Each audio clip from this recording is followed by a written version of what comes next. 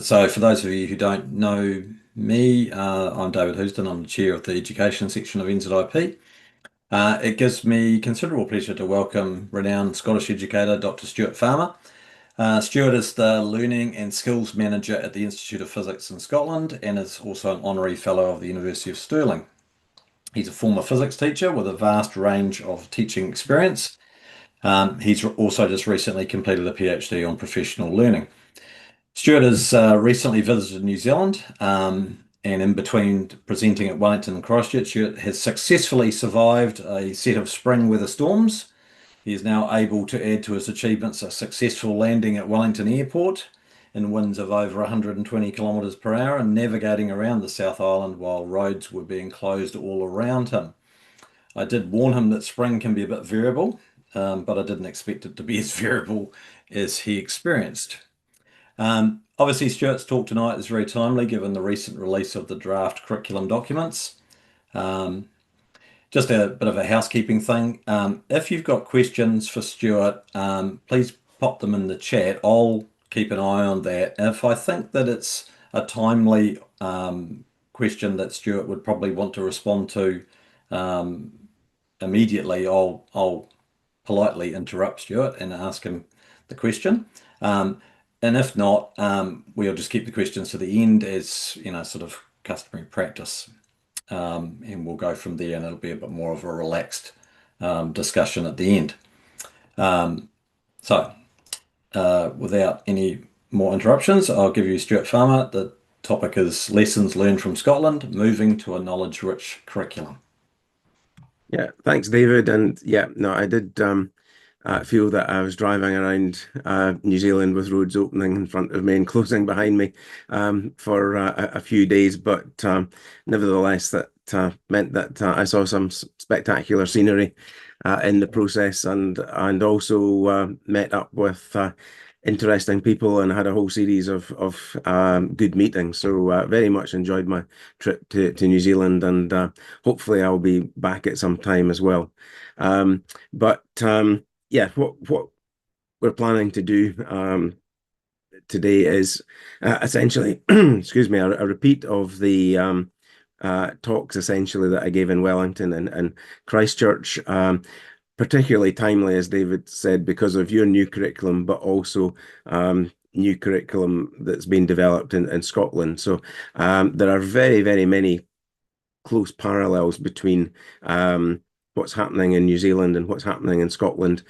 So I think there are lots of lessons that can be learned, between the two systems. So I want to say a little bit about the Scottish story. And in order to explain, where we are now and why we're making changes as we are, I think I do need to explain a little bit of the history. So I'll go through that a little bit, but also draw on some of the sort of literature and research evidence about curriculum change, some of the things that I've involved with at Stirling, as well as work that I've been involved with at the Institute of Physics. So that's the plan. And as David said, I'm happy if you've got burning questions to interrupt and have a little bit more of a dialogue. I do have a hard stop because I do have to go to the dental hygienist in a couple of hours. So, we'll hopefully have plenty of time to discuss the topics that we have, I think, got in common. So, just to start off, I like this particular quote. I think it's something that has often been forgotten about, but Lawrence Stenhouse was an eminent educationalist in the UK, worked at the Jordan Hill College of Education in Glasgow for a little while, and has written extensively about curriculum development and the importance of the teacher development needed for any particular change.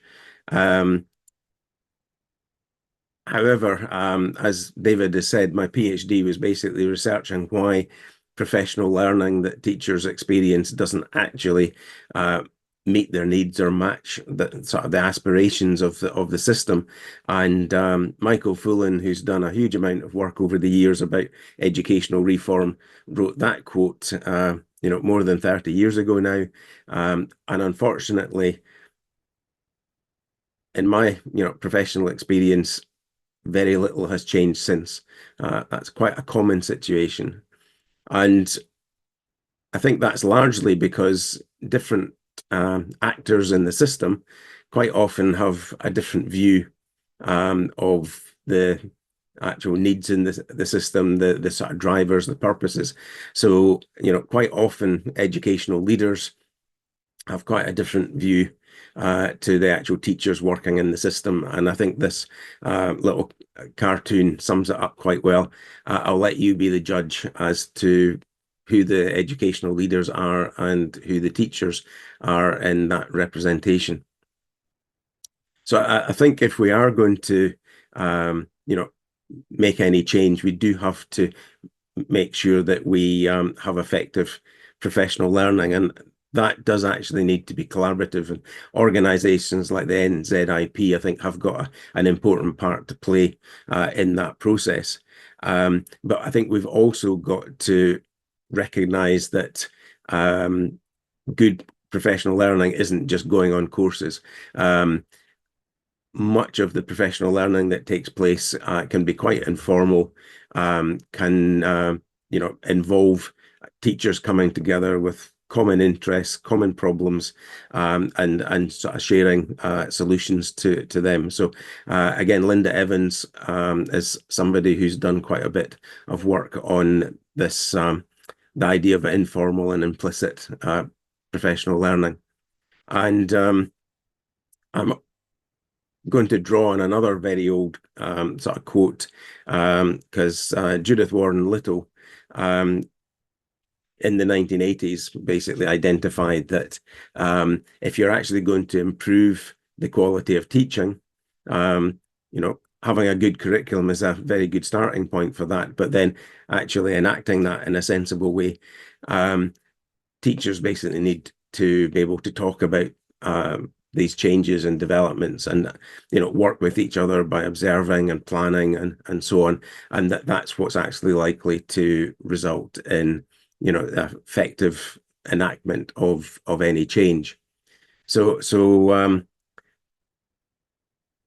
as I said, having a good curriculum and having a common curriculum that enables teachers, if they are going to talk to each other, if they're going to plan and organize together, if they're working on the same thing, it makes that much, much easier. And that's certainly one of the problems that we've had in Scotland in recent years.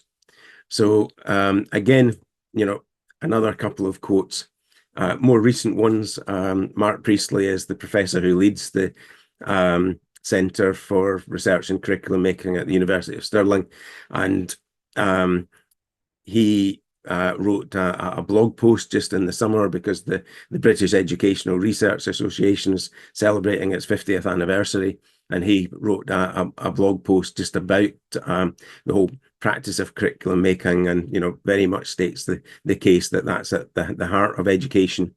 And earlier this year, a book was published by a group of 10 quite prominent authors, people like Dylan William, John Hattie, Paul Kirshner, and others were involved, and really makes the point that everything starts with the curriculum. It's not a sufficient thing to have a good curriculum to ensure you've then got good education and good outcomes for the young people going through the system, but it is really a necessary thing. So again, just a few bits of the sort of background literature, which I think is sets I think my thinking on this whole topic, and how good curriculum making is tied very much to good professional learning for teachers. So just want to say a little bit about the Scottish experience to explain, why we're in the position that we're in at the moment and looking to change our curriculum and to look at changing it in a particular way.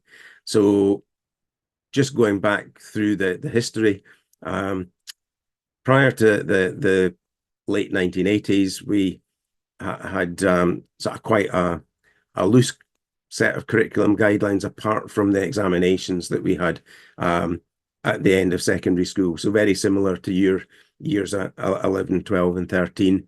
We had a series of examined courses. And then in the late 1980s, we made, I think, a very significant and very positive change to the course that we taught, which was examined at the end nationally for ages 14 to 16. That was when assessment for all was introduced. So rather than just the top 30% or so sitting national examinations, those that were going on to university and other careers of that nature, we introduced assessment for all. So 3 levels: foundation, general, and credit. But the big thing that we did in physics was that we introduced an applications-based approach. So we had topics like telecommunications and health physics and space physics. And that meant that although the traditional topics of physics, mechanics, electricity, waves, and so on, were all there, the way in which it was actually presented and the way in which the physics was put in context was a significant shift from what went before. So, looking at the topic of waves, for example, in telecommunications, we looked at reflection through the context of satellite dishes and the like, and diffraction of radio waves around about hills and mountains. In health physics, we looked at geometric optics and refraction through lenses and the use of different parts of the electromagnetic spectrum for scanning and other things. And in space physics, similar, looking at how we gather data from the universe and use telescopes and so on. So all the basic physics about reflection and refraction and diffraction and so on were there, but it was very much set in context. And, that had a quite a positive impact. Other developments that took place was that the vocational courses, mainly done at FE and further education colleges, but more and more being introduced into schools, were unitized. And I know that around about that time, there was quite a lot of links between Scotland and New Zealand, and some of your changes were actually modelled on what we did with our vocational courses. We didn't change our more academic traditional school courses in that way, which was maybe a difference between what happened here in Scotland and over with you. And also around about that time was when we actually introduced a more formalized primary curriculum. And the slightly unusual thing there was that the sciences were lumped together with the social subjects and technology into something called environmental studies. So it did mean that many primary teachers who lacked knowledge and confidence of the sciences and technology as well were often able to hide that within this bigger subject area and spend more of their time on the social subjects aspects or other parts that they were more confident in teaching, but still claim to be doing environmental studies. Now, a couple of slides ago, I said that, we had changed our vocational courses, but not the more traditional academic school examined courses. And in the late 1990s, it was decided to actually bring these two systems together so that all courses designed for post-16 were all within a common framework. And that meant, as far as physics in secondary schools were concerned, we had courses that were normally 160 hours made up of three 40-hour units, and additional the additional 40 hours were things like doing the assessment and other bits and pieces, and all the sort of courses that were offered in secondary schools were then leveled at one of seven levels. Level one being for those with quite severe special needs, so not common in many schools other than special schools. In your typical mainstream secondary school, courses were generally offered at levels 4, 5, 6, and 7. 7 being that pre-university level at the top end, equivalent to your sort of year 13. And there were external examinations, national exams offered at these four levels: 4, 5, 6, and 7.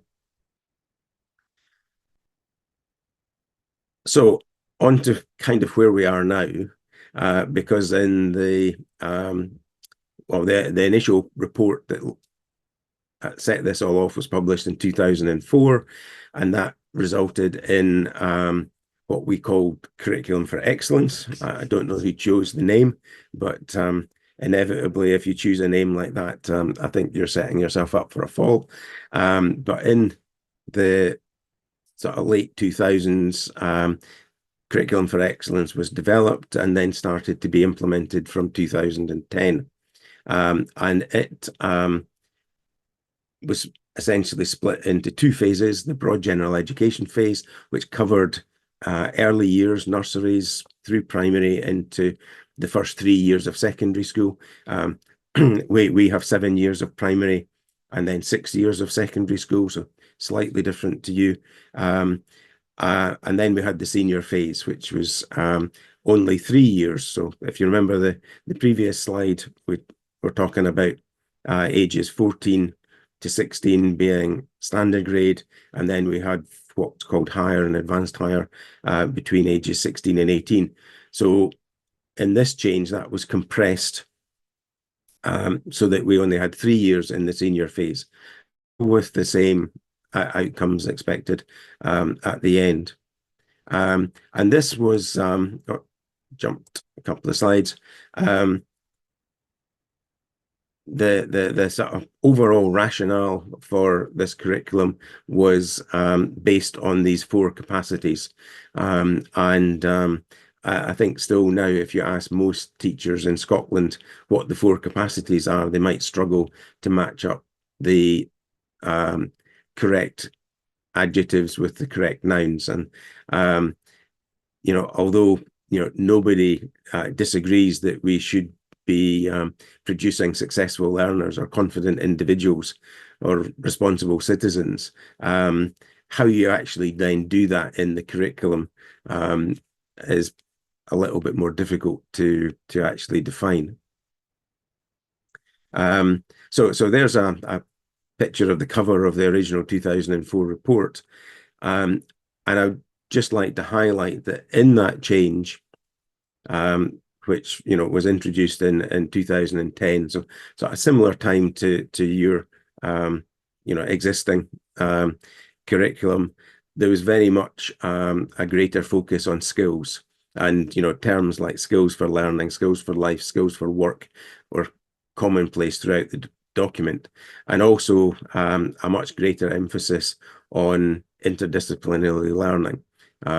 So again, subjects were still part of the proposals, but their role was sort of de-emphasized.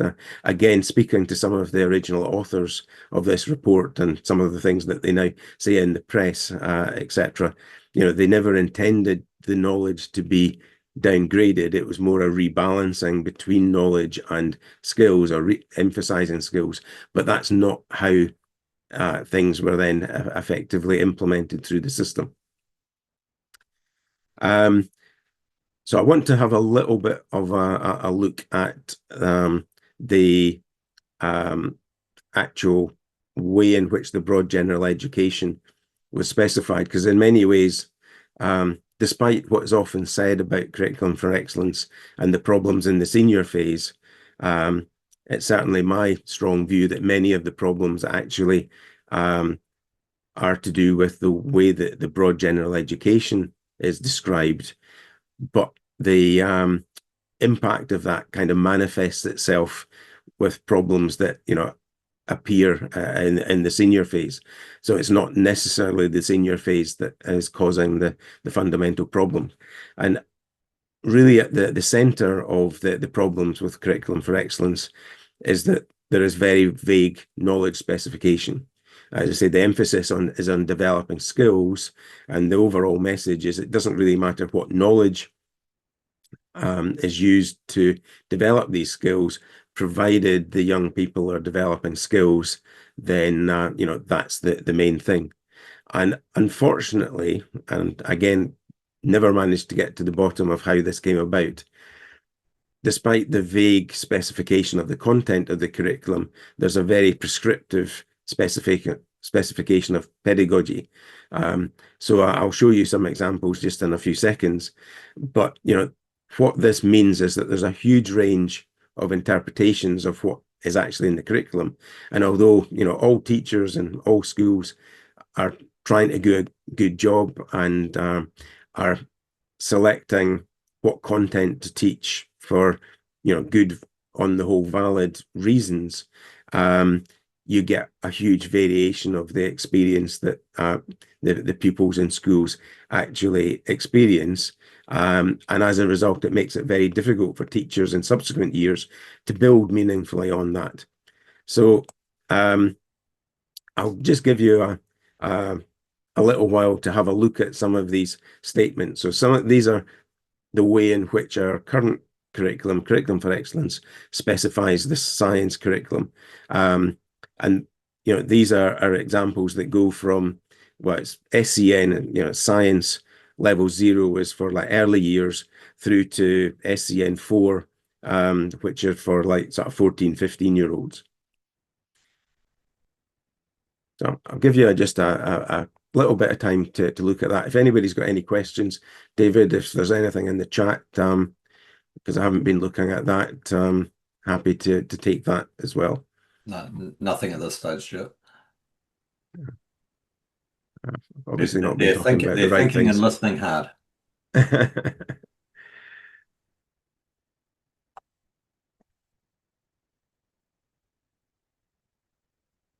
Okay, I'm going to focus on a little bit more on two of these, because what we experienced in Scotland was, despite this only being introduced in 2010,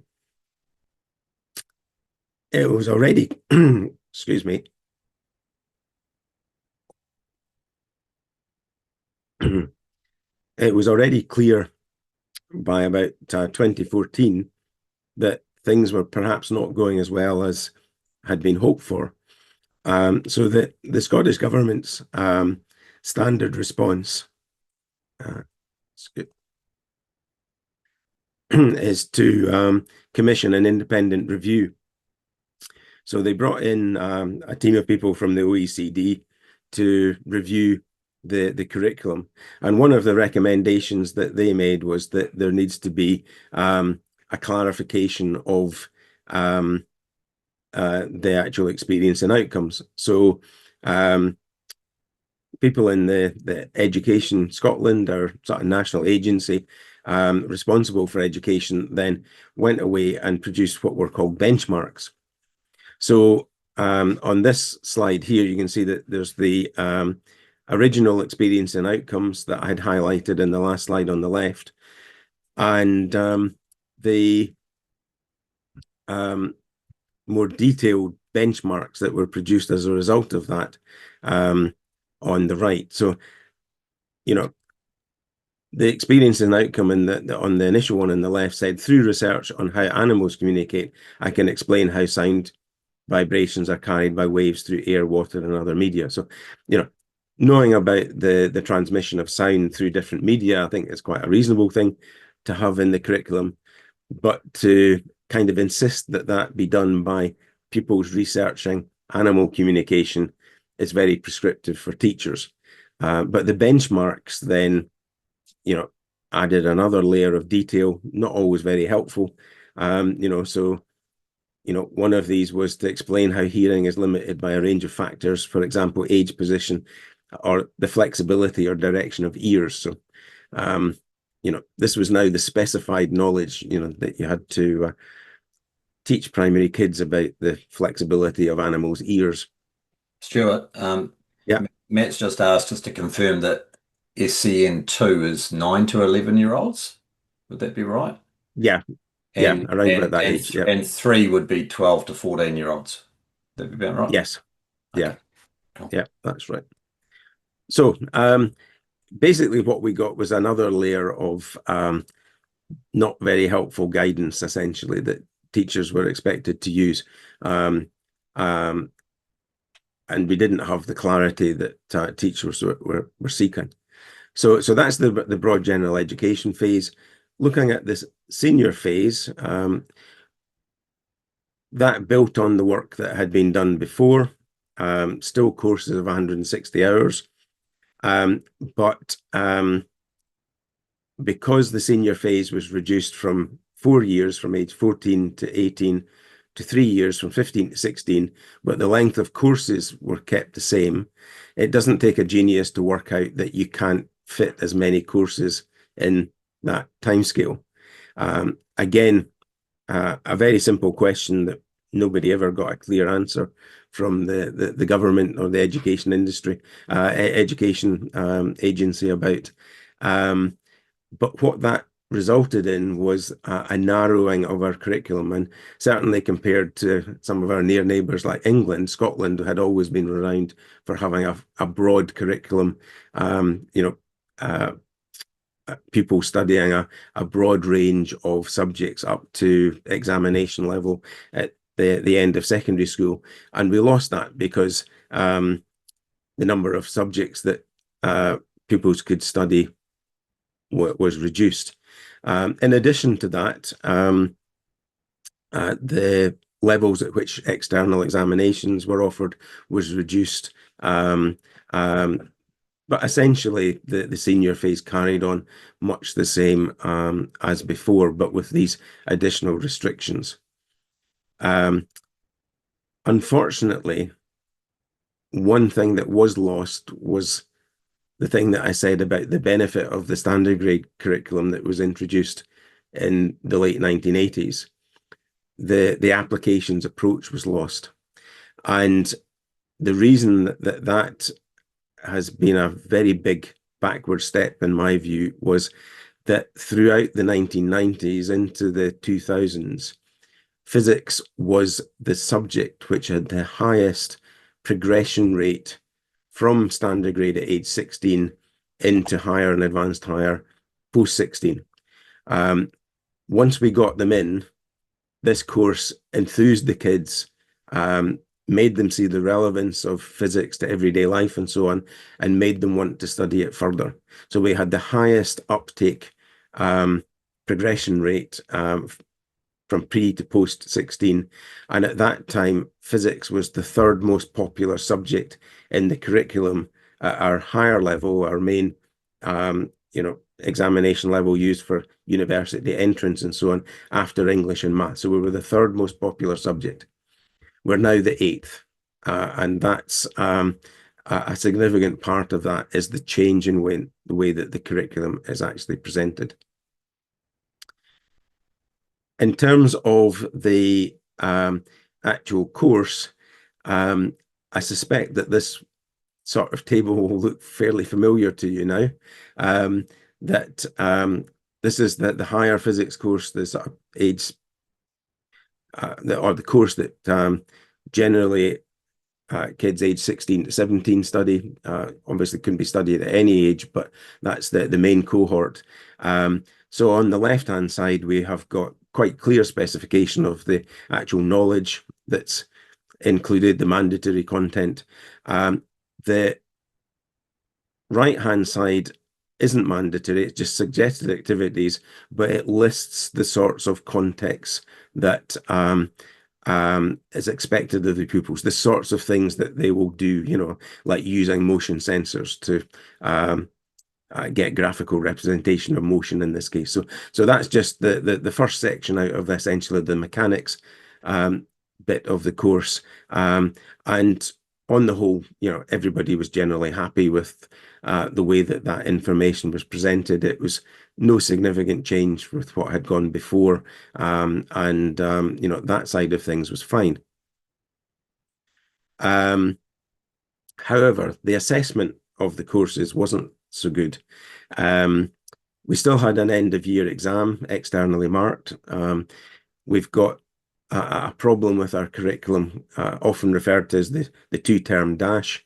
We start our academic year in August, and between August and Christmas, you've got one term to teach the kids stuff.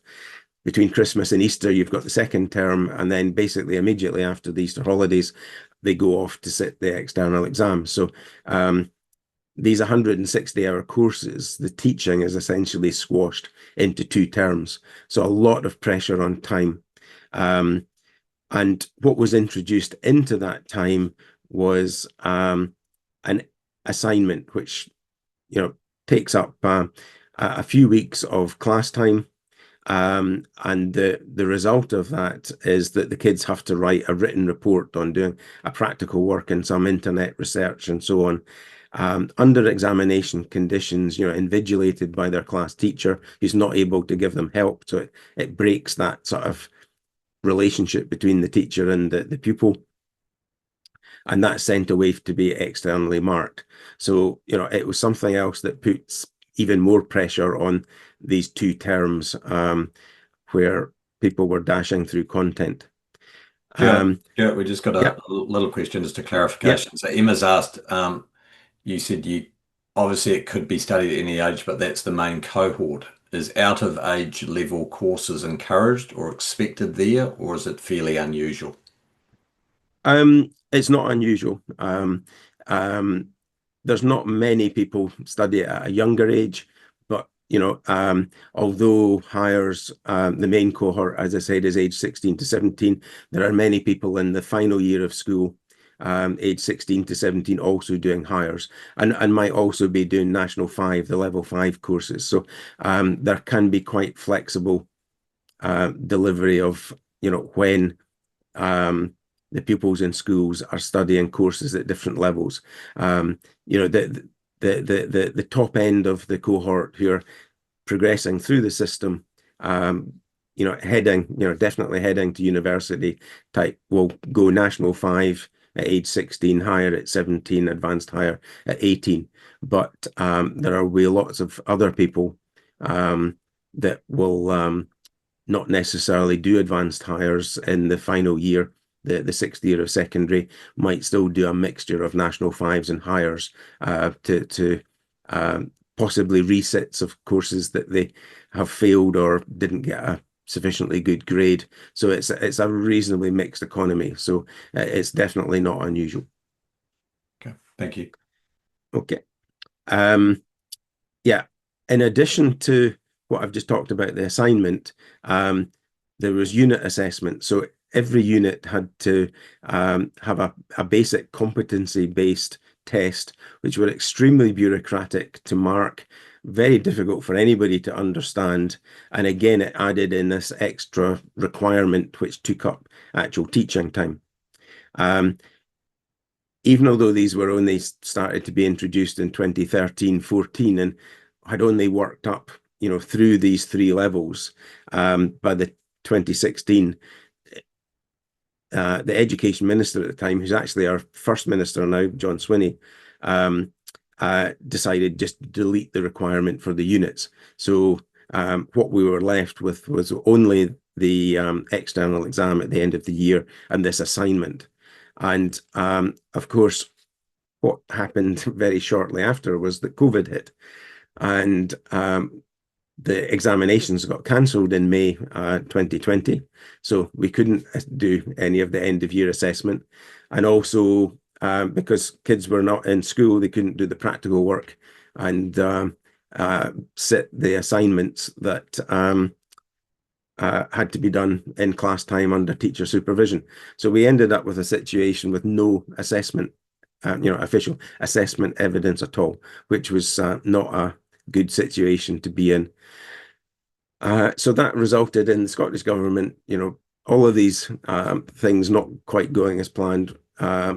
They commissioned the OECD to do another review in 2021, and that's led to the curriculum improvement cycle that we're now going through to change our curriculum. And the main recommendations that the OECD team that came in made was about clarification about the role of knowledge, and making sure that learners could consolidate a common base of knowledge, skills, and attitudes. So, right the way through the document, there was very clear steer about clarifying the role of knowledge. There was also, given what I've just said about the assessment practices, advice about adapting the assessment practices in the senior phase. So, I've just highlighted there in these four bullet points, key points that were made in that report. Now, just like to highlight another bit about this issue about skills and knowledge, because often there is a false dichotomy between either doing skills or knowledge. Bruce Robertson, who's a former head teacher in a secondary school in the Borders in Scotland, who has published a series of books, the Teaching Delusion trilogy, I think gives some very clear advice. And when he was the head teacher in the school, just in the matter of only 4 or 5 years of really taking the existing curriculum, because there's quite a lot of flexibility in curriculum for excellence, and actually just applying some of the more focus on developing knowledge, improved his school's examination results, for example, by a factor of 2. The kids getting I think grades in higher increased from like 21% to 41%. It was, something quite radical in a very, very short space of time. And, he emphasizes how, skills are basically just knowledge in action, that, you can't demonstrate a skill in something unless you've got the knowledge required in order to do that. So I would recommend, I say, his trilogy of books, The Teaching Delusion, if you're able to get a hold of them in New Zealand. They are quite a good read and really focuses on some fundamental issues around about pedagogy and the actual design of the curriculum as well. Coming at this from a little bit of a more academic background, essentially what we had in Curriculum for Excellence is what Hert Biesta, again, eminent Dutch educationalist who spent a lot of time working in Ireland and Scotland, however, it's what he calls the learnification of education. The focus is on learning rather than teacher. It sort of downgrades the role of teaching and of the teacher, and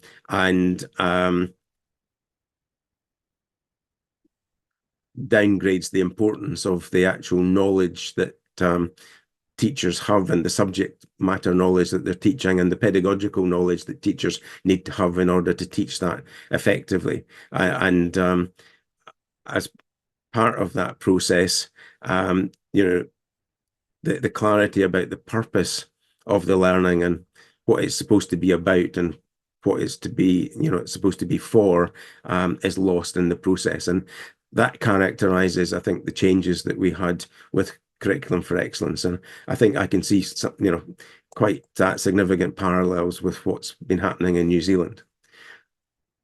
So on the back of the OECD review, the Scottish government kicked the can down the road a little bit by commissioning a series of other consultations and reviews.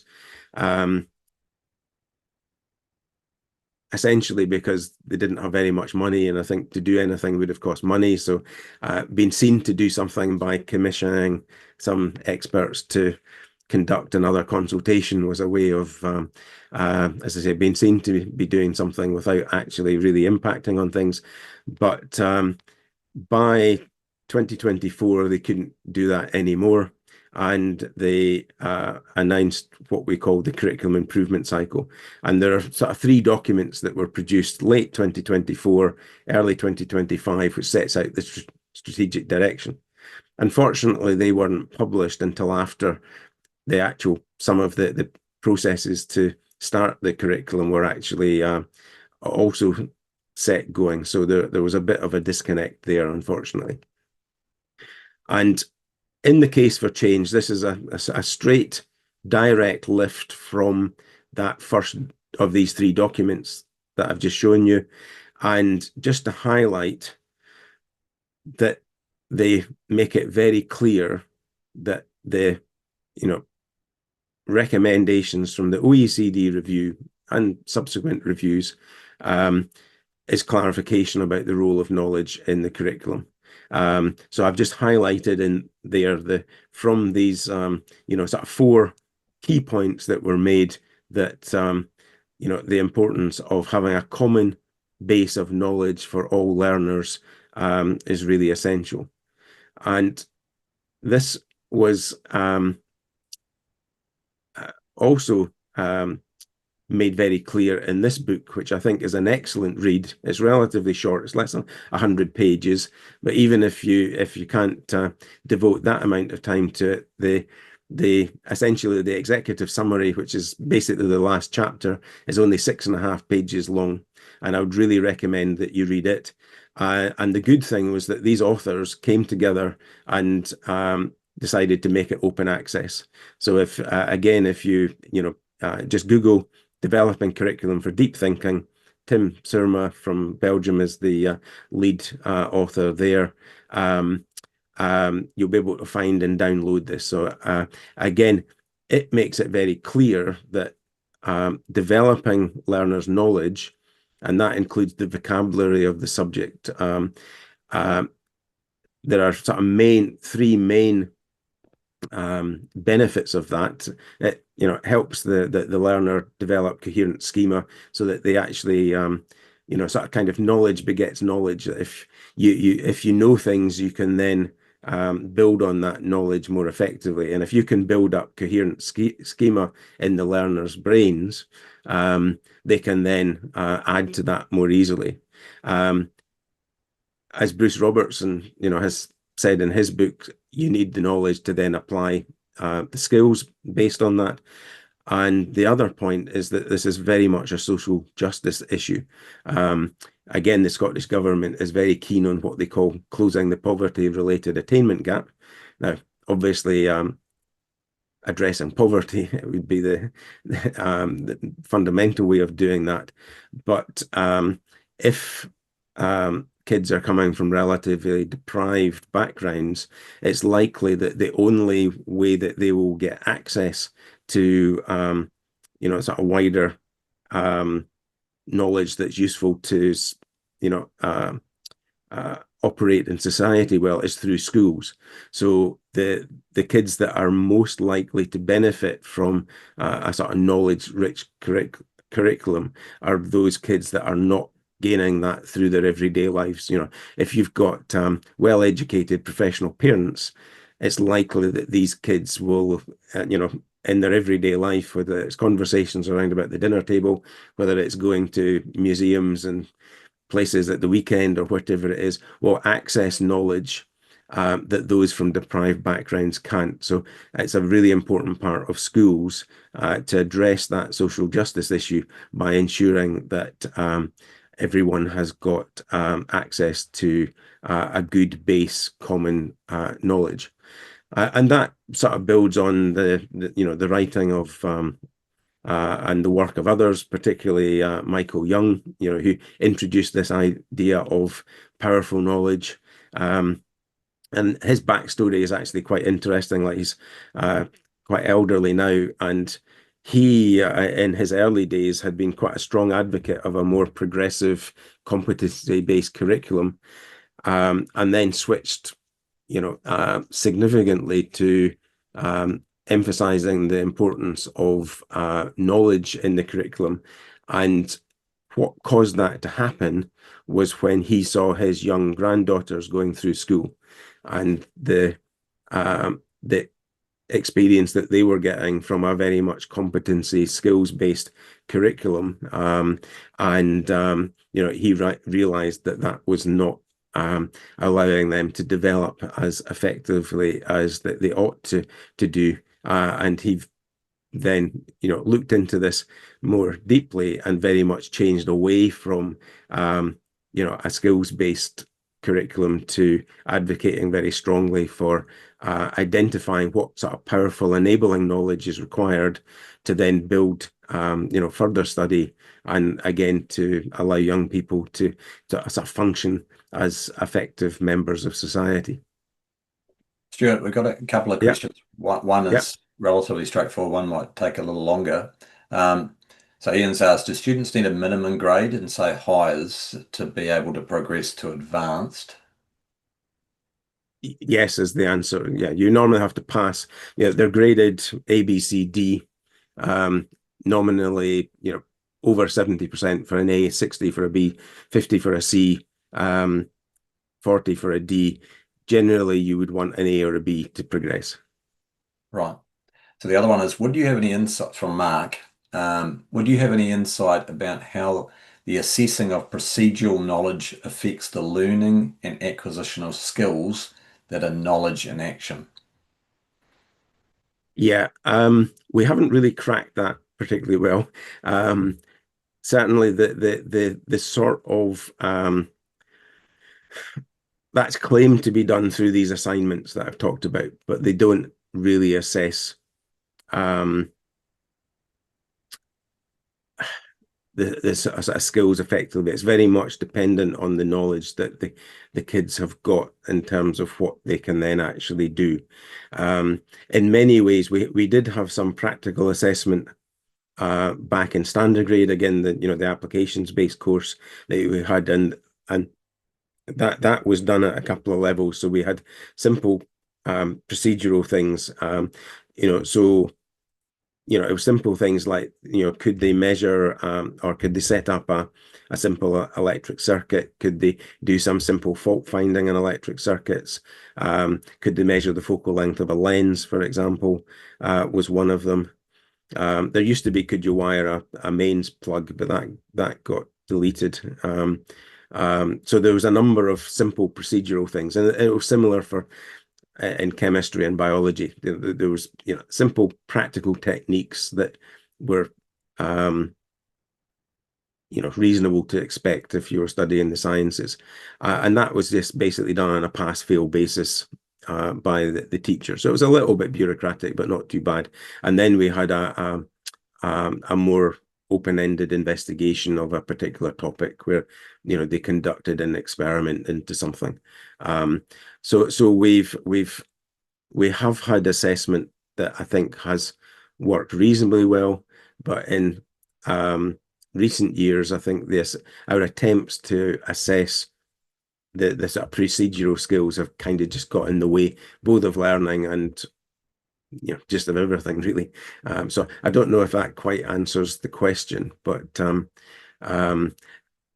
I think one of the things that we're interested in as part of the curriculum improvement cycle now is to find out if anybody has actually cracked the question of how you integrate the assessment of procedural skills and practical skills into the rest of the assessment procedure along with the knowledge.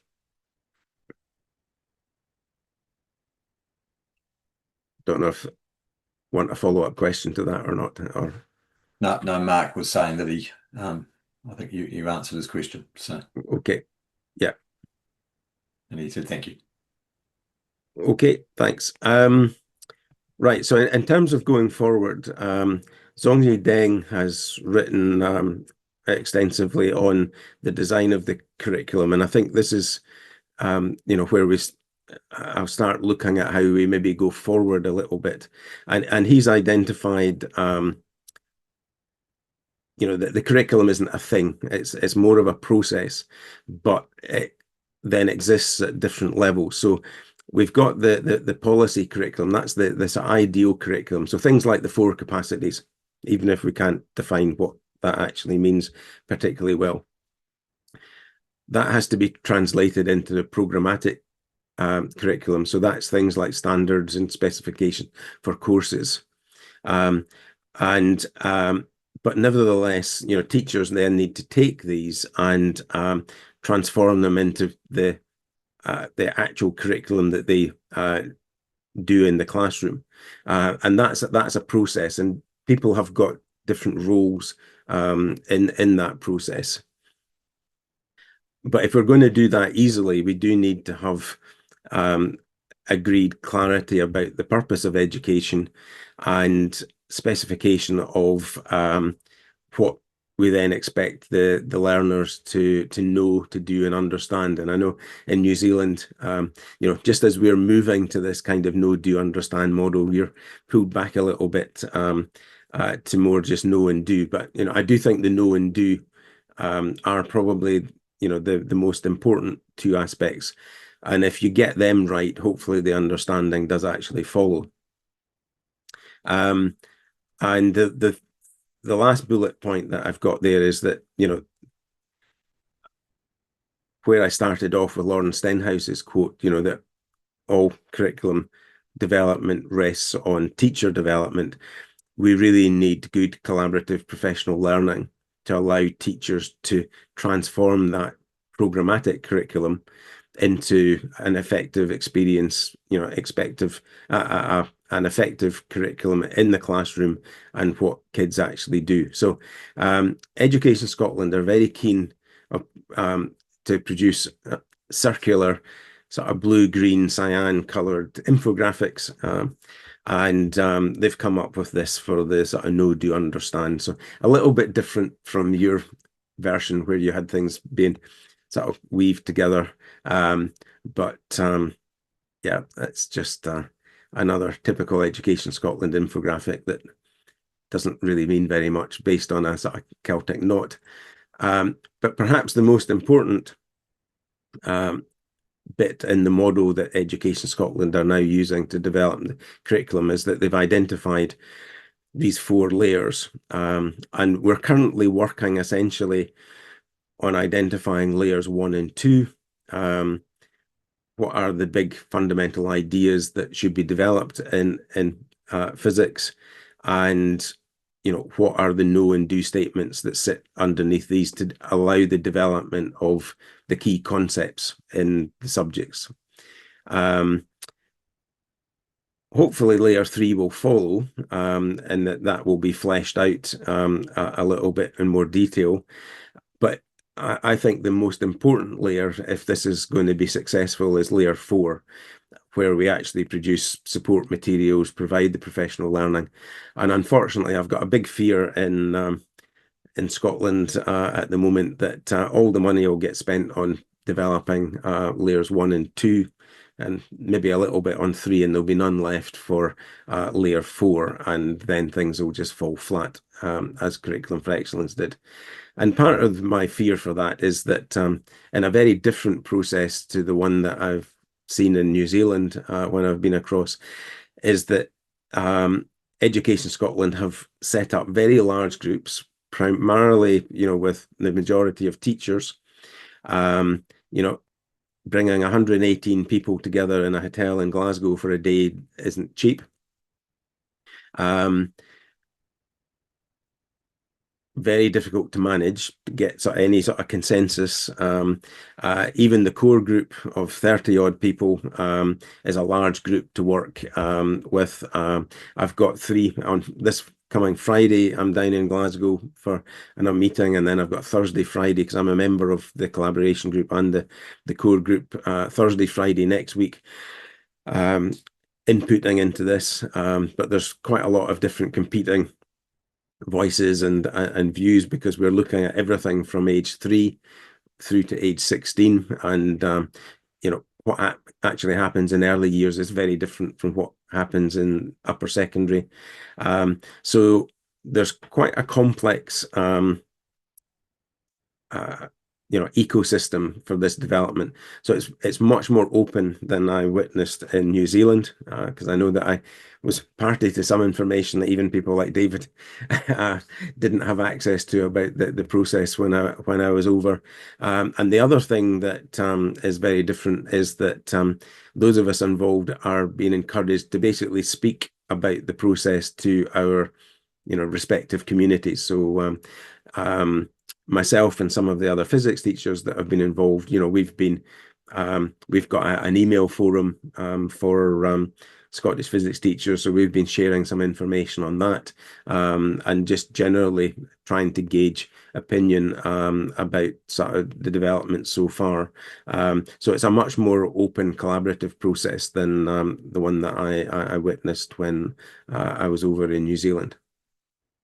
Unfortunately, um, because of having so many people involved and to be, many teachers involved, and teachers are very busy people, and Scottish teachers have got one of the highest class contact times of any country in the world. There's only places like, I think, Chile and Costa Rica and places that um, have teachers that spend actually more time with kids in front of them than Scotland does. So most teachers just don't have the time and the capacity to think more deeply about curriculum things. So although there's lots of people involved, in many ways they're being asked to um, make decisions about things that they're not being given adequate support and time to actually do. So that there is an issue, I think, in the process. And certainly coming from the Institute of Physics and our sort of sister organizations such as the Royal Society of Biology, the Royal Society of Chemistry, and the Association for Science Education, um, in anticipation of there being curriculum reviews, we've been doing quite a bit of work. And that builds in many ways on work that was done before by Wynne Harlan and colleagues identifying these big ideas of science. They identified 14 big ideas, 10 big ideas of science. So things like, matter being made up of particles, but also 4 big ideas about actually the process of doing science. And there are other sources, like a recent book that the published through the Association for Science Education. I'm one of the contributing authors to the chapter about teaching space, but I don't get any money from it. All of us that uh, contributed to this book did so for kind of the benefit of physics education rather than making a fortune, because I think very few people in educational publishing will ever make a fortune. But so there's considerable thinking going on about what the content of the physics curriculum ought to be. One of my IOP colleagues, Charles Tracy, has been sort of leading some of this work for more than a decade now.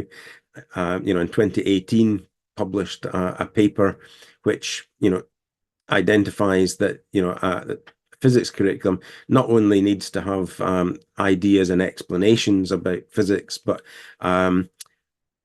identifies a set of practices and ways of thinking. How do physicists think and what do they do, and also, and this ties back quite well to what I was saying earlier about the applications approach of standard grade. How is physics actually used in the real world? So back, what, 7, 8 years ago, we started to work up some principles for the physics curriculum, identifying, the main physics explanations, but also, the practices and applications.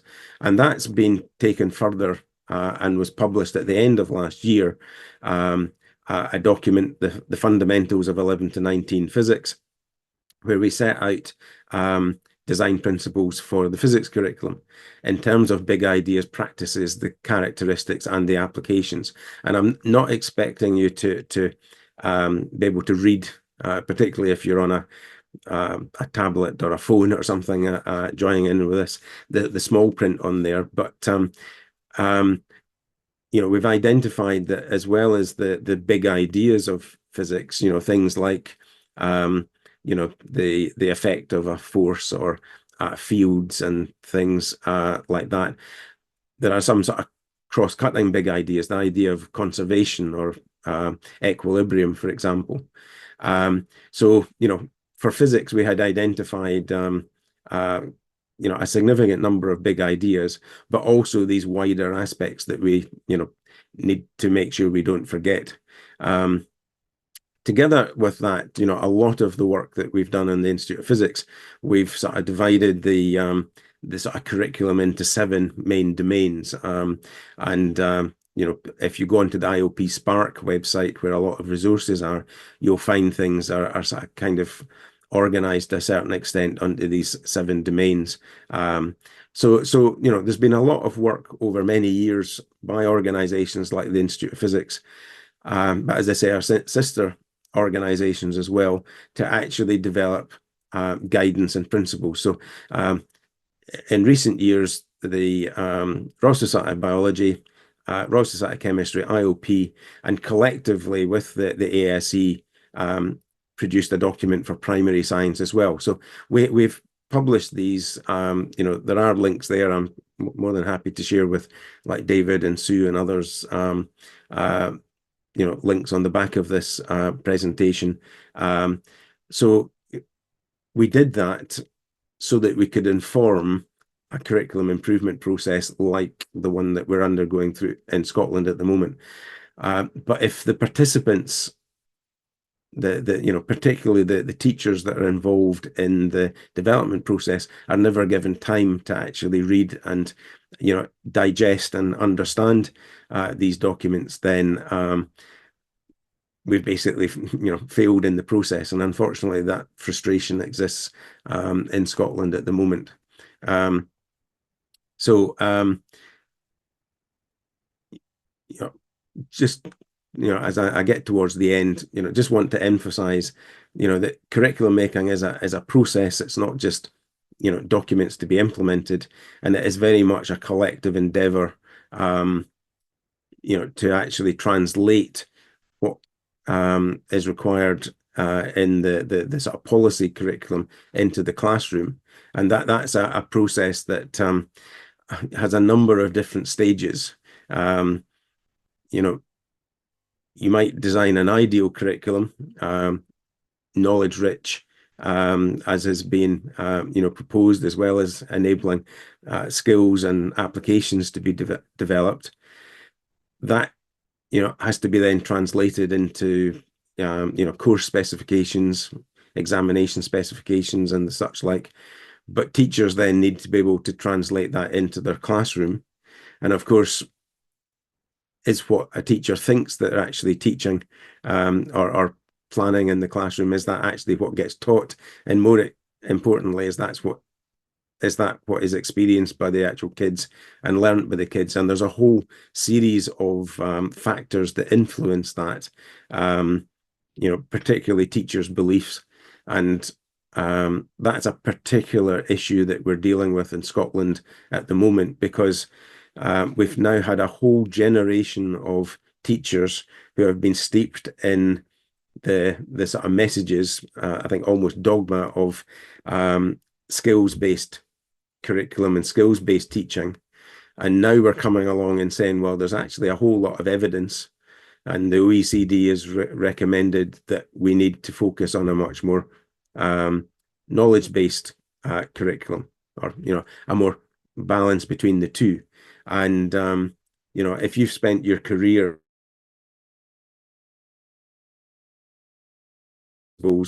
developing a set of beliefs, it can be quite hard then to have that challenged and to actually change that in a significant way.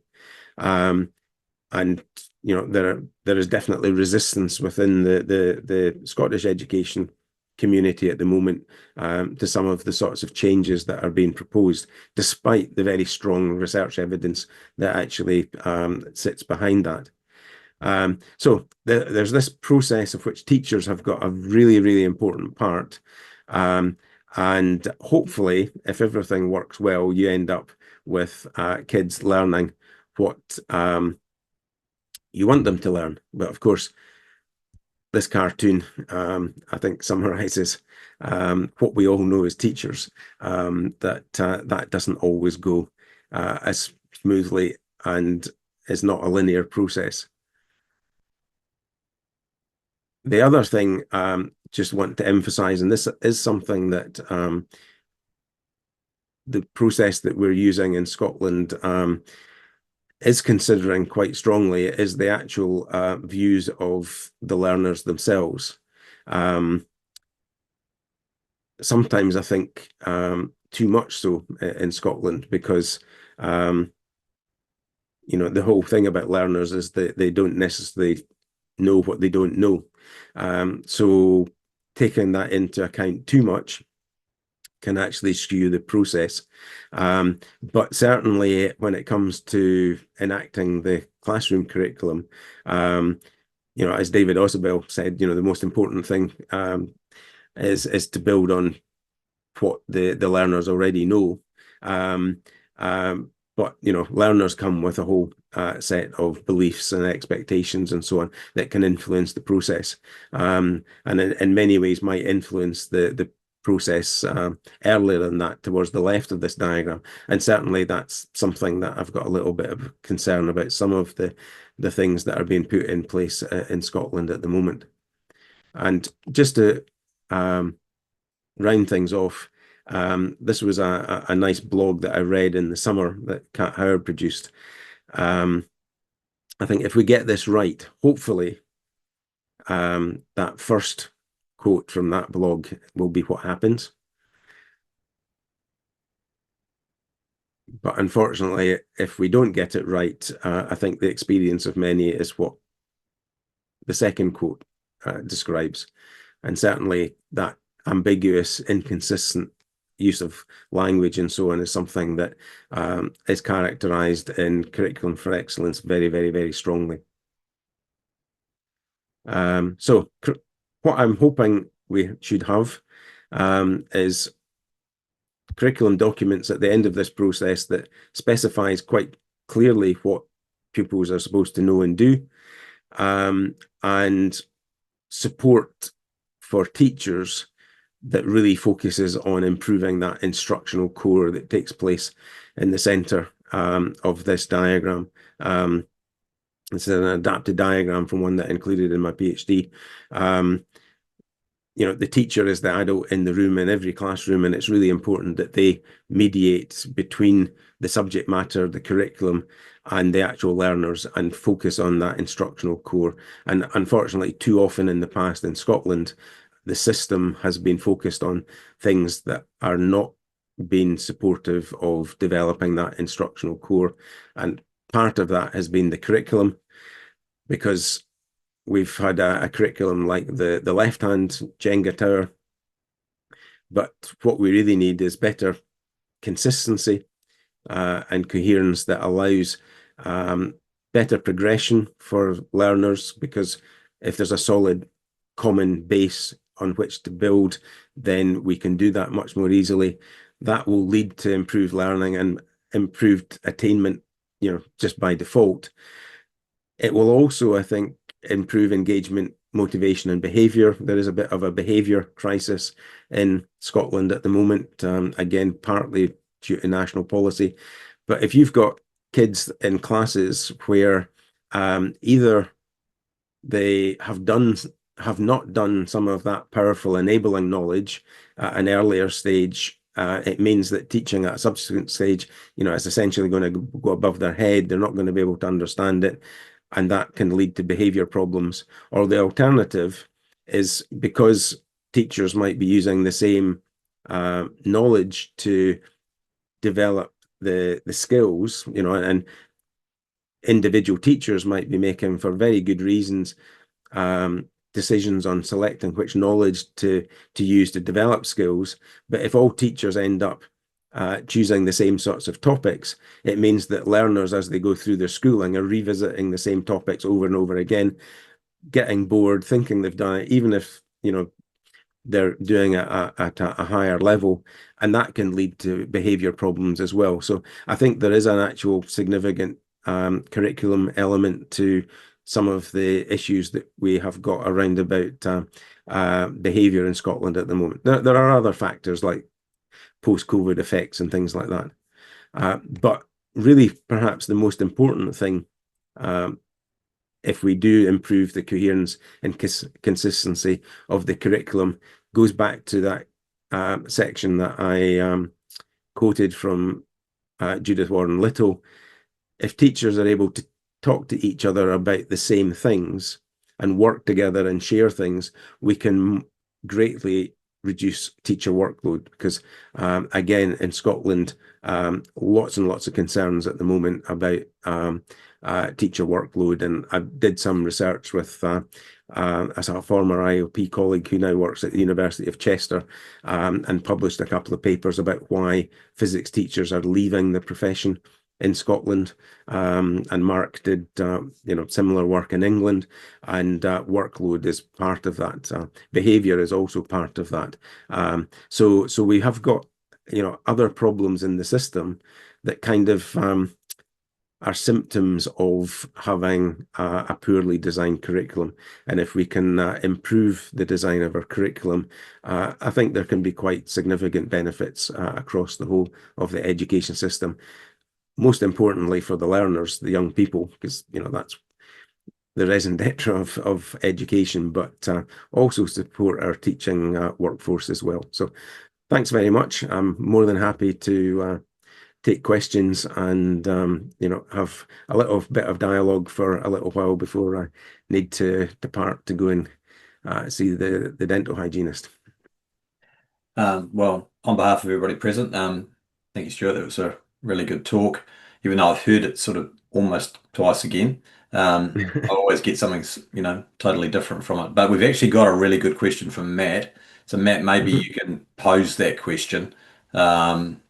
And if people just want to, put their hand up through the normal Zoom thing, I'll try and monitor that. But Matt's got a question about, yeah, well, I'll leave you to ask it, Matt. Yeah. Thanks, Stuart. You've said sort of time and again that the knowledge-rich curriculum is the direction we need to go, and I think there's lots of evidence for that. And it looks like that's where we're going as well. But my big Mm. concern is support for teachers, and you've agreed that yes, if without the support for the teachers, what the kids actually see could be completely different than what was intended. Yeah. But have you got any examples from around the world, any actual evidence of where a country or a state has actually supported science teachers really well? Have we got a roadmap on how to do that, or we're just hoping it's going to happen and we don't know what it looks like? Yeah. I don't think there's probably any country that's done it really well. I think there are good individual examples or bits and pieces. But again, it's one of these things that I think that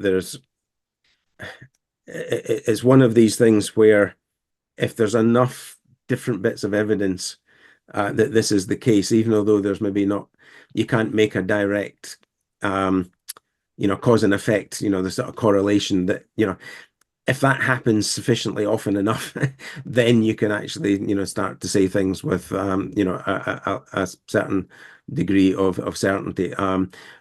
Certainly, I think where we've had systems where there has been that level of commonality, um, either currently or in the past, that's often when there's been successful outcomes. So, Estonia is one of the countries that has now performing particularly well in the sort of PISA test, which I think are actually, PISA the actual assessment instruments are assessing these sort of kind of higher order thinking, problem solving, type skills that we want to see developed, in our young people. So although some people, disparage PISA as just another set of tests, that don't necessarily measure the right thing. I think they do a reasonably good job of actually measuring the right thing. So countries that perform well, and Estonia is one where I think they have put in quite good support mechanisms. They've got a clearly focused curriculum. Singapore is another one.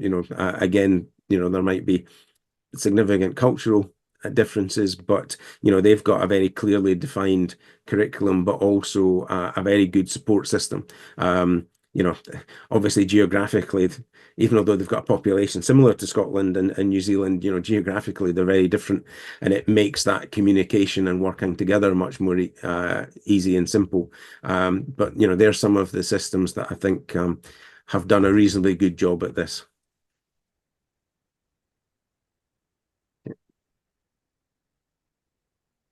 We got anybody else who?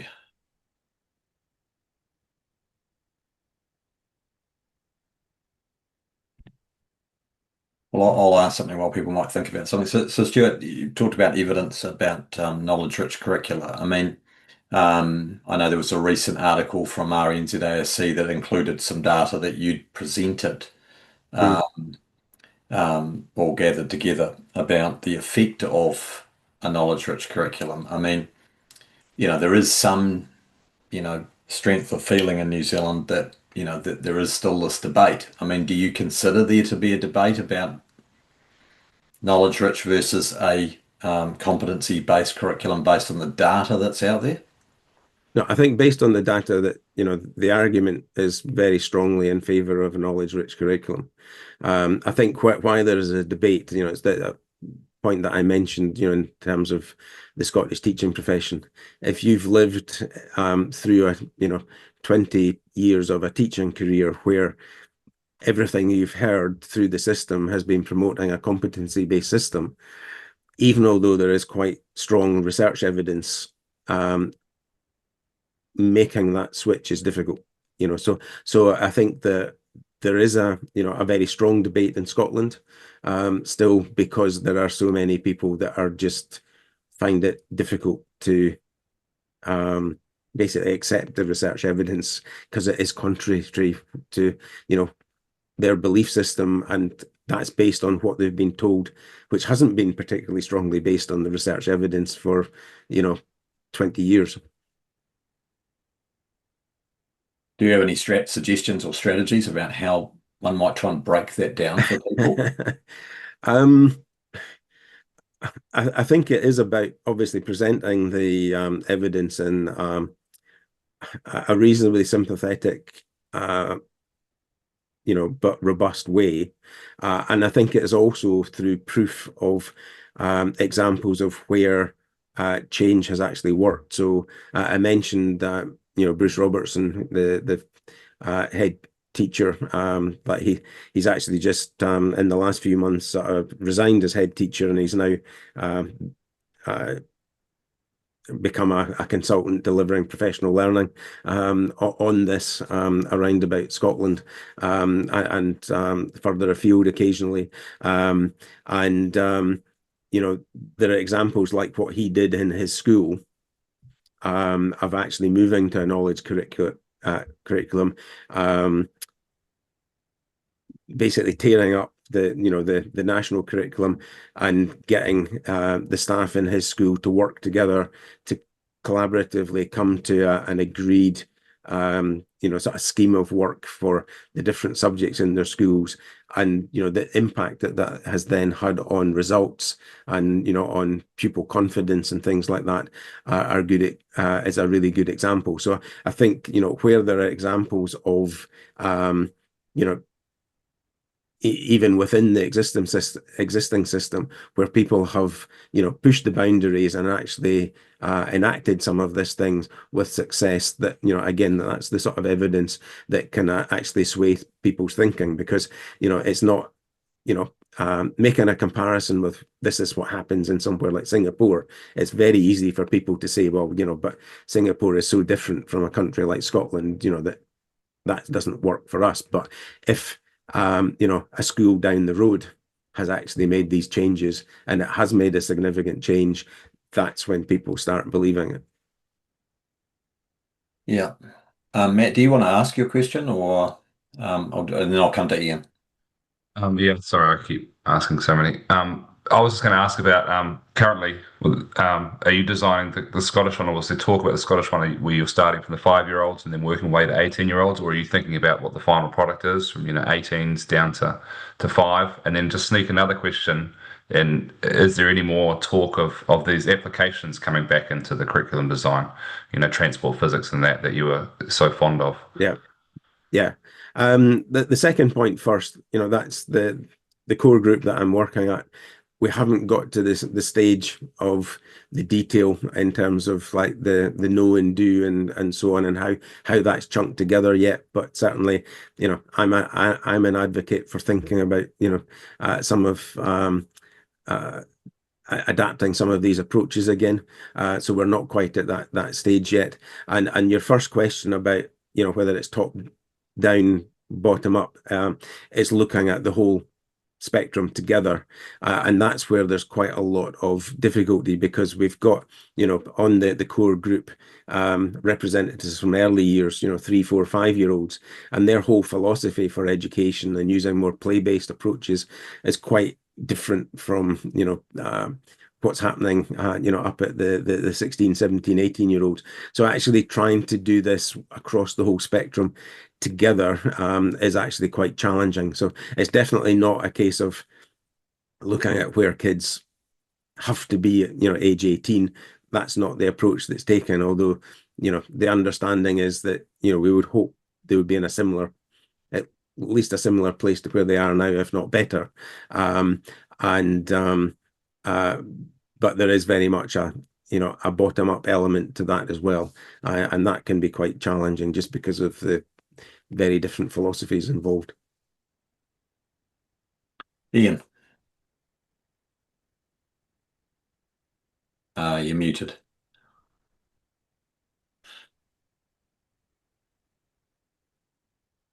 Yeah, it doesn't look like he's muted, although can't hear him. No, no, but there's no sound coming out.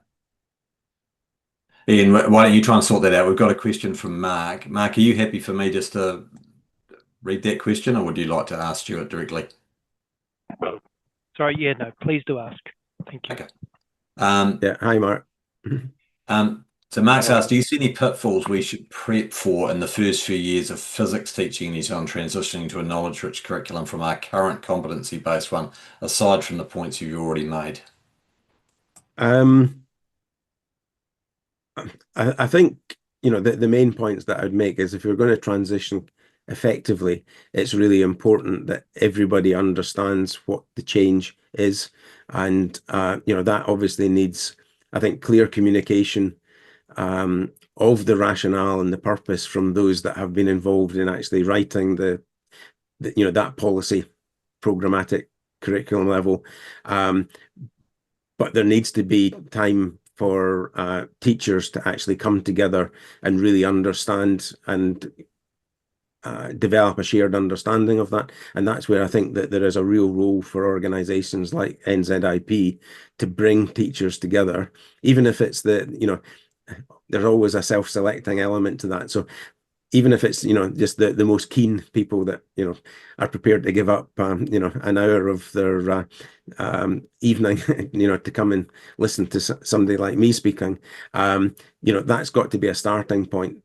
Developing that understanding that then can be spread out and eventually hopefully reach those that are less well engaged. There are always going to be some people that aren't going to engage with the messaging and the understanding as well as we would like. But if we get a sufficiently big group that are engaged and do develop that understanding, because as I said, it's a process, and teachers have got a really central part to play in that process.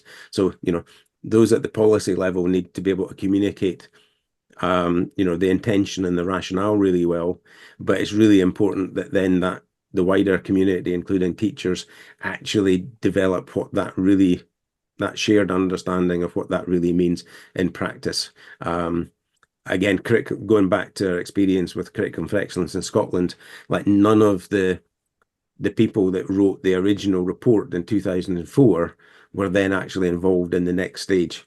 Yeah. And that was, fundamentally stupid, essentially, because their thinking and all the time and effort that they spent meeting together, coming up with that high level direction, wasn't then effectively communicated even to the, to the next stage, to the people that were writing the things like the course specifications for the exams and so on.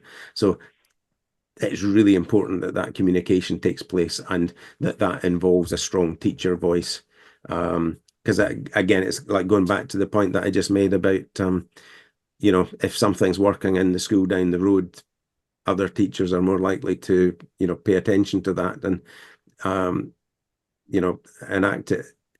If you don't have that group of people that are well involved in doing things, you don't have these examples of how things could work in a similar context to the other people that have been less involved. And, if you've got success being demonstrated in a similar context, that's when it's likely to be then sort of adopted more widely, more readily, and with more fidelity, just as intended.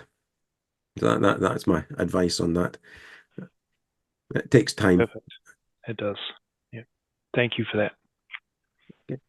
Ian, do you want to try again, see if we... Can you hear that? Yes. Yeah. I don't know. I just switched off the system and back on. It's come on. Thanks, Stuart.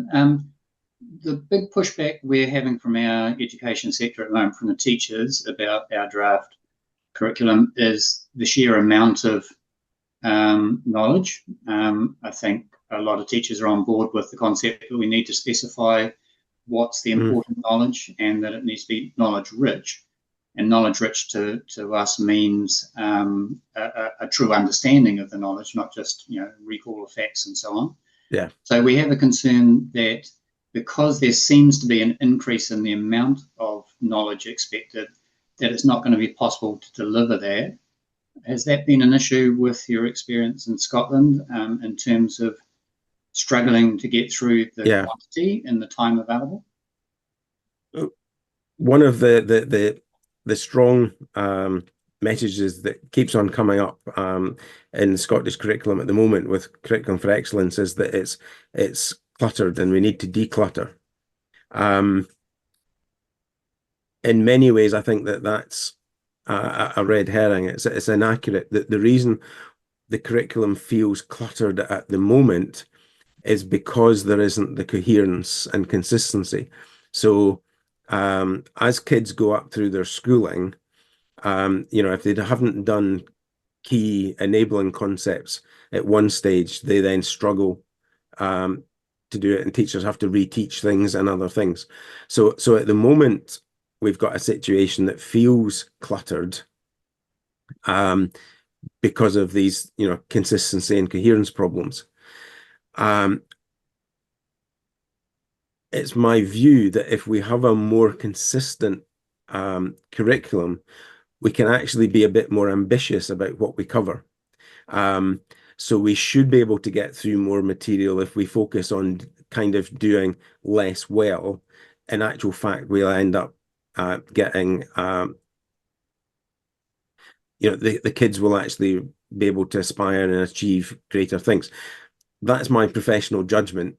Haven't got a huge amount of evidence to base that on, other than looking at other international systems and ones that have actually worked well and do have this sort of coherent curriculum, performing well in PISA and things like that. So I do think that it is possible to actually achieve more if you do have that coherence.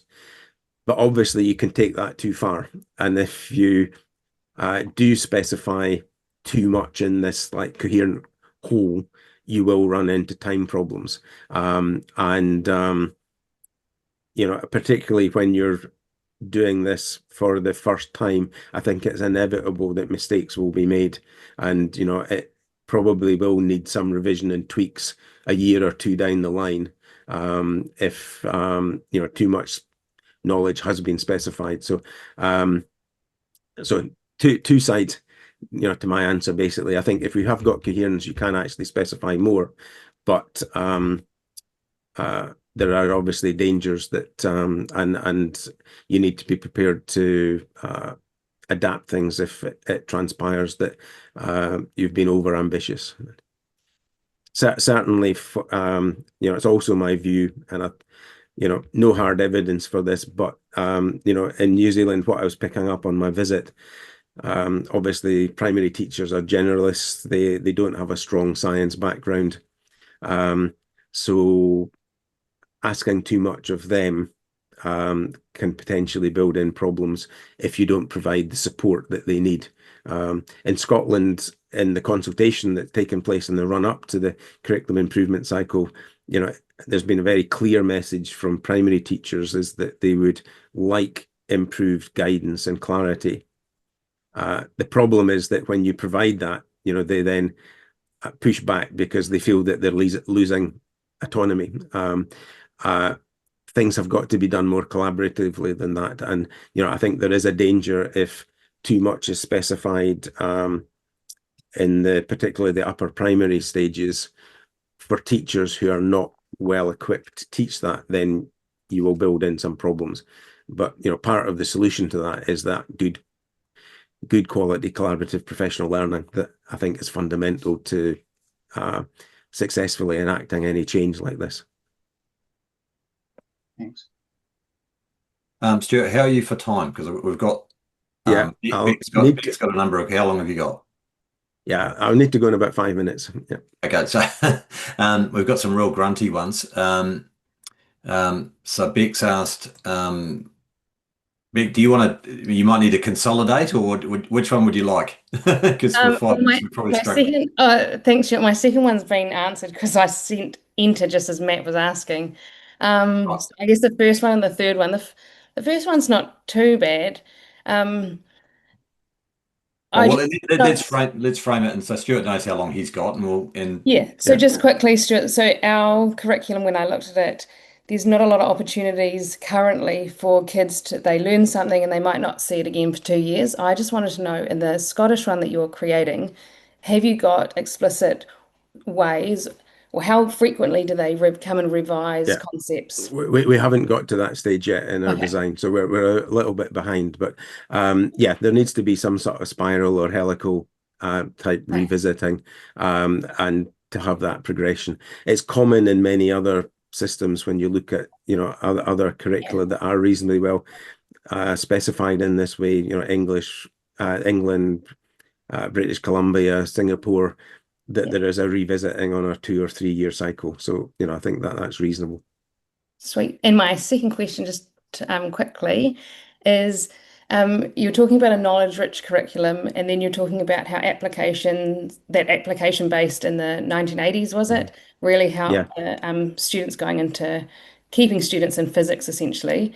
And so my question was really, well, the application base you described seems to me, from my reading the literature, of heading towards a more competency framed curriculum. And so I wanted to know do you see a knowledge rich curriculum and a competency based curriculum as fundamentally incompatible, or do you think that they can be integrated and kind of like fit nicely? Well, I think first of all, in terms of the applications and how that relates to knowledge, the applications were actually specified, kind of as knowledge. And that was one of the problems, because when it was written in the 1980s, like one of the things that was included in the telecommunications topic was describing how black and white cathode ray tube televisions work. And that was kind of built in, so how the electron beam scans across the screen and builds up the pixels and so on was included as actual knowledge. So the applications weren't so much competency based, but they were actually knowledge based. Okay. Part of the problem that we had, and it was because that course was pre-16 and needed the education minister's permission to make significant changes. We were never allowed to update things like that. So, we were teaching in, 2013, 14, how black and white televisions worked, even though the kids had never seen one, So there is a balance to be made about how you specify these applications. But essentially, it was about explicitly teaching the knowledge associated with the applications, not really a competency-based approach. Okay. So again, it's kind of evidenced through an alternative route about the clear specification of knowledge. Yeah. What you don't want is in the applications is to build in things that become obsolete. So there has to be enough flexibility in the specific applications or the expectations of what the kids need to learn about them, so that doesn't happen. And I guess that's got to be relevant to them as well. Yeah. Yeah. But I think the relevance point is often overplayed, because if you ask kids what are the little kids, what are the most exciting things about science? It's dinosaurs and space. And how relevant dinosaurs and space are to everyday life of kids, I think Oh, is very cool. very, very, very debatable. But so Yeah, I think the actual relevance to everyday experiences again can be overplayed. And it's partly goes back to the social justice aspect. If you focus too much on things that are within the everyday life experience of the young people, those that have got relatively deprived everyday life experiences are disadvantaged. Like they never break out of that cycle. So you do actually have to expose them to things that they maybe don't see as relevant. But hopefully they will find physics is a fascinating, interesting subject. So there should be ways of presenting information that they don't see as relevant that nevertheless excites and inspires and motivates. So just one very quick one. Doug's asked and followed up with Beck sort of an addendum to that, which is just does the in Scotland, does the national education body, your equivalent of our Ministry of Education, actually produce the resources that for teachers that promotes consistency and coherence? And they haven't. Beck's added to that just whether they produce stuff around pedagogical content, knowledge, misconceptions, strategies. Yeah, they haven't in the past. Again, and that's I would say is a major failing. That they haven't necessarily focused on things that are focused on that instructional core in the classroom. They've produced a whole lot of other things. Much of it useful, but what they haven't actually done, I think, is focused on the core thing that makes the biggest difference. There are structural changes that are taking place within the agencies and the qualifications authority, and I would hope that some of that is addressed going forward. But in many ways, the Institute of Physics here in the UK and Ireland have produced many of the best resources, and even individual teachers just producing things and bringing things together. I know that you've I think is it sort of No Brain Too Small, or some of the webs. There are these sort of kind of grassroots other organisations that have done a much better job at doing that sort of thing than the national agencies, unfortunately. Yeah, our experience is the same. Well, I think Stuart's got to race off. Really want to thank you again, Stuart, for your time, and you've become a real good friend of physics in New Zealand. And I'm sure we'll be seeing you again and helping us on our journey, and for us to listen in on what's happening for your journey in Scotland. So thank you once again, and everybody's I'm sure shares in that. Yeah, no, thanks very much. As I say, I've really enjoyed my visit to New Zealand. The main motivation to come over to the other side of the world is I've got a couple of daughters in Australia, and I'm expecting them to still be there for a long time to come. So if I am going to be coming over and visiting them, I think I'm definitely motivated to make that next short little hop further over in New Zealand again. So hopefully I will see you in person sooner than the gap between my visits to Australia were before. So yeah, not in the next couple of years, but hopefully soon after. Great. Thanks again, Stuart, and thanks for everybody that attended. Okay, thanks. Okay, bye.